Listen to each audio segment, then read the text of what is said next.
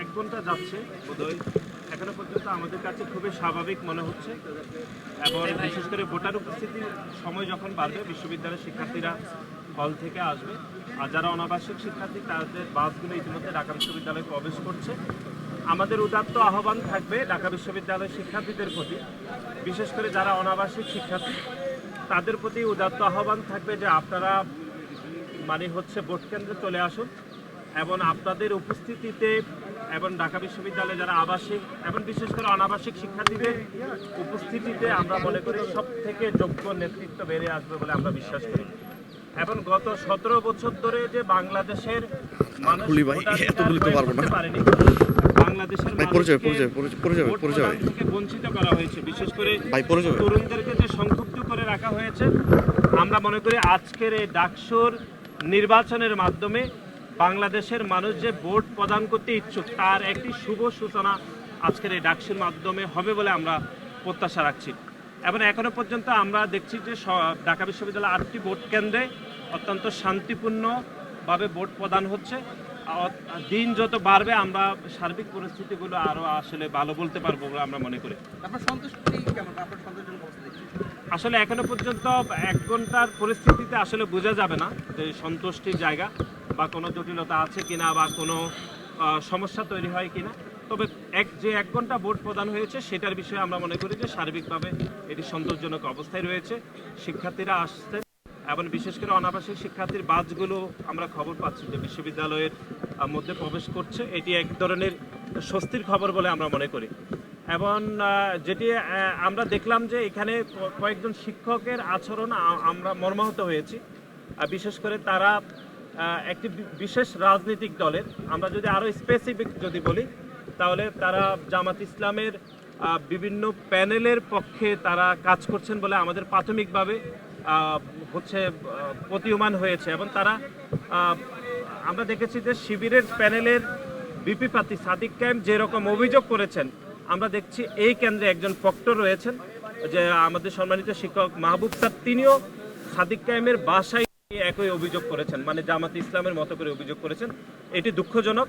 এবং গণ অভ্যুত্থান পরবর্তী সময়ে সকল অংশীদারদের মধ্যে যে এক ধরনের সৌহার্দ্যপূর্ণ সম্পর্ক তৈরি হয়েছে, সেটি যেন কোনো শিক্ষক যেন এই সম্পর্কের মধ্যে কোনো ভেদাভেদ তৈরি না করে, সেজন্য ঢাকা বিশ্ববিদ্যালয়ের শিক্ষকদেরও আমাদের একই উদাত্ত আহ্বান থাকবে। ধন্যবাদ। ছাত্রদলের বিরুদ্ধে অভিযোগ যে তারা 100 মিটারের মধ্যে প্রচারণা চালাচ্ছে বা তারা ওই ভোটারের আচরণবিধির লঙ্ঘন আর কি, সেটা নিয়ে কি বলবেন? মানে এই অভিযোগটা আপনাদের? আচ্ছা, প্রথমত হচ্ছে আপনি দেখেছেন যে এটাই হচ্ছে লাস্ট ভোট, যেটি মুজিব হলের কেন্দ্র। এখান থেকে ছাত্রদলের বুথ রয়েছে, আপনারাই যদি হিসাব করে দেখেন প্রায় 150 মিটার দূরে, অর্থাৎ রবিসি স্যারের বাংলোর পরে এই বুথটি আমাদের নাই, এটি বাক্সাসের। সুতরাং আপনারাই দেখেন প্রায় 150 মিটার দূরে রয়েছে। সুতরাং এরকম অভিযোগ ভিত্তিহীন। এবং বিশেষ করে শিবিরের যিনি বিপি প্রার্থী এবং জিএস প্রার্থী যারা অতীতে ছাত্রলীগের রাজনীতি করেছে, গণ অভ্যুত্থান পরে তাদের মুখোশ উন্মোচিত হয়েছে, তারাই এরকম অভিযোগ করছে। আপনারাই দেখেন, আমরা যদি মিথ্যা বলি তাহলে আপনারা সেটি প্রমাণ করুন।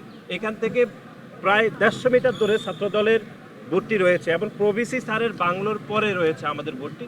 সুতরাং এটি কোনোভাবে এটি সত্য নয়, এটি অসত্য, মিথ্যা। এবং গণ অভ্যুত্থানের পূর্বে যারা ছাত্রলীগের রাজনীতি করেছে, গণ অভ্যুত্থানের সুযোগ নিয়ে যারা ছাত্র শিবিরের রাজনীতি করে তারা বিপি প্রার্থী হয়েছে, তারাই শুধুমাত্র গুজব, মিথ্যা প্রপাগান্ডা করছে। আমরা যদি মিথ্যা বলি তাহলে আপনারাই প্রমাণ করুন যে কত মিঠার মধ্যে রয়েছে। কোনোভাবে সঠিক নয়। তারপরে উনি যেটি বলেছেন আমরা না, লিফলেট দিয়ে কোনো প্রচারণা হচ্ছে না। আপনি নিজেই দেখেন, লিফলেট দিয়ে কোনো প্রচারণা হচ্ছে না আমাদের দিক থেকে। ধন্যবাদ।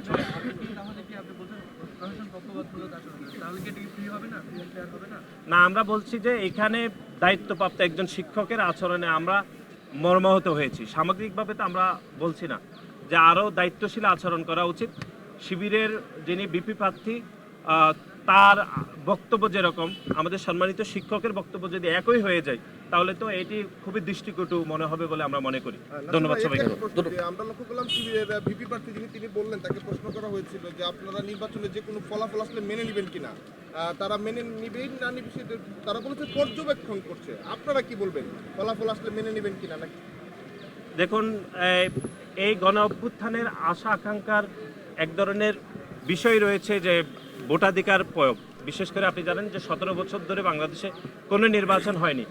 আজকের এই নির্বাচনের মাধ্যমে বাংলাদেশের মানুষ তার যে ভোটাধিকার পাবে তার একটি প্রাথমিক স্তর হচ্ছে ডাকসু নির্বাচন। সুতরাং এখানে যেই নির্বাচন হোক না কেন বাংলাদেশ জাতীয়তাবাদী ছাত্রদল সেই নির্বাচনের ফলাফলকে মেনে নেবে। তারপরও আমরা মনে করি আমাদের গণমাধ্যম রয়েছে, ঢাকা বিশ্ববিদ্যালয়ের শিক্ষার্থীরা রয়েছে, ঢাকা বিশ্ববিদ্যালয়ের শিক্ষকরা রয়েছে, এখানে সুশীল সমাজের লোক রয়েছে, সবার উপস্থিতিতে সব কিছুই হবে। সুতরাং এখানে লুকানোর মতো কোনো পরিস্থিতি থাকবে না বলে আমরা মনে করি। ধন্যবাদ।